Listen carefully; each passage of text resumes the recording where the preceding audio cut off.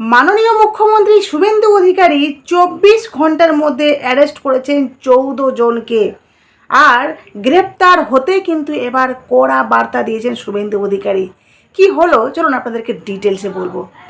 প্রথমত আপনাদেরকে বলি যে রবিবার কার্গিল বিজয় দিবসের অনুষ্ঠানে মানে আজকে নন্দীগ্রামে যোগ দিয়ে সাংবাদিকদের মুখোমুখি হয়ে নিট আন্দোলন ও সাংবাদিক নিগ্রহের ঘটনা নিয়ে আরও একবার অত্যন্ত কড়া অবস্থান নিলেন মুখ্যমন্ত্রী শুভেন্দু অধিকারী।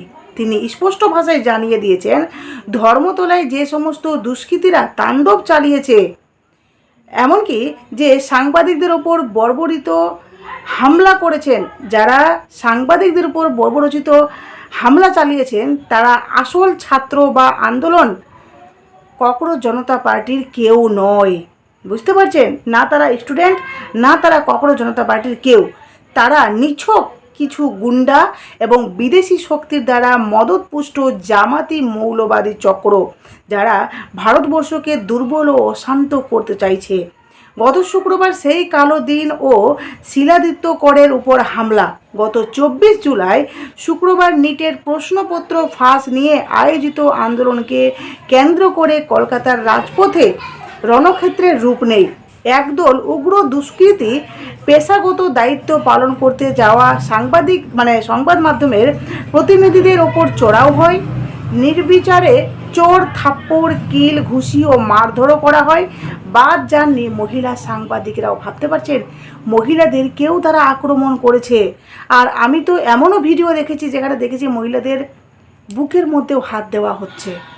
বিশেষ করে এই সময় ডিজিটালের এডিটর শিলাদিত্য করকে ঘিরে ধরে নির্মমভাবে মারধরও করা হয়, যার জেরে তাকে গুরুতর আহত অবস্থায় এসএসকেএম হাসপাতালে ভর্তি করা হয়েছে।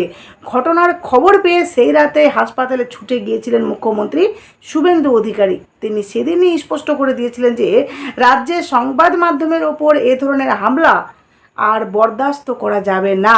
মুখ্যমন্ত্রী এদিন স্পষ্ট ভাষায় জানান যে সেই ওই তাণ্ডব চালানো মিছিলটি আদতে বামেদের বা মূল ছাত্র আন্দোলনের ছিল না। ককরোচ জনতা পার্টি বা অন্যান্য ছাত্ররা ইতিমধ্যে সোশ্যাল মিডিয়ায় এই ঘটনার নিন্দা করে নিজেদের দায় ঝেড়ে ফেলেছেন।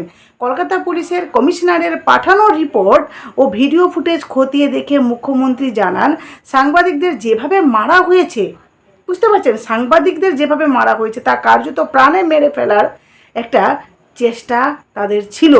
এই ঘটনায় ইতিমধ্যে রিপোর্টারদের করা অভিযোগের ভিত্তিতে 7টি মামলা রুজু হয়েছে।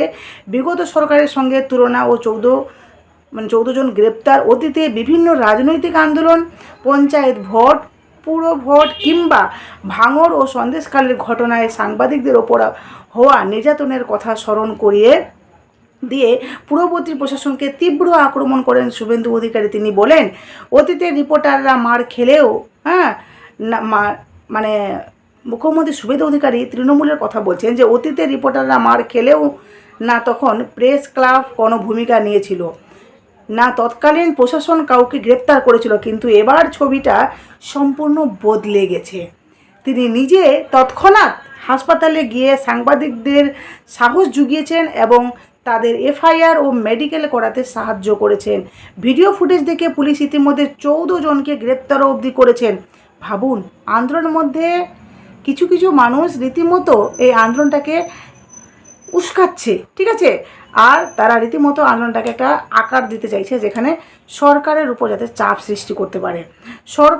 মুখ্যমন্ত্রীর দাবি, গত 10 সপ্তাহে ধরে রাজ্যে নতুন রাষ্ট্রবাদী সরকার গঠিত হওয়ার পর একের পর এক কঠোর সিদ্ধান্ত ও আইনি কার্যকর করা হয়েছে। তার মধ্যে রয়েছে খারিজি মাদ্রাসার রেজিস্ট্রেশন সংক্রান্ত তদন্ত, অবৈধ ওবিসি সার্টিফিকেট বাতিলের নির্দেশ কার্যকর করা, 1950 সালের পশু হত্যা আইন কঠোরভাবে প্রয়োগ করা, শব্দদূষণ রোধে নতুন বিধি জারি করা। শুভেন্দুর মতে এই সমস্ত কঠোর প্রশাসনিক পদক্ষেপের ফলে ওই মৌলবাদী গোষ্ঠীগুলি চরম ক্ষুব্ধ হয়েছে। আর সেই ক্ষোভ থেকে আন্দোলনের নাম ভাঙিয়ে প্রধানমন্ত্রী ও মুখ্যমন্ত্রী ছবিতে লাথি মারার মতো দেশ বিরোধী অধ্যত্ব দেখানো হচ্ছে। দ্ব্যর্থহীন ভাষায় মুখ্যমন্ত্রীকে হুঙ্কার দিয়ে বলেছেন এরা ছাত্র।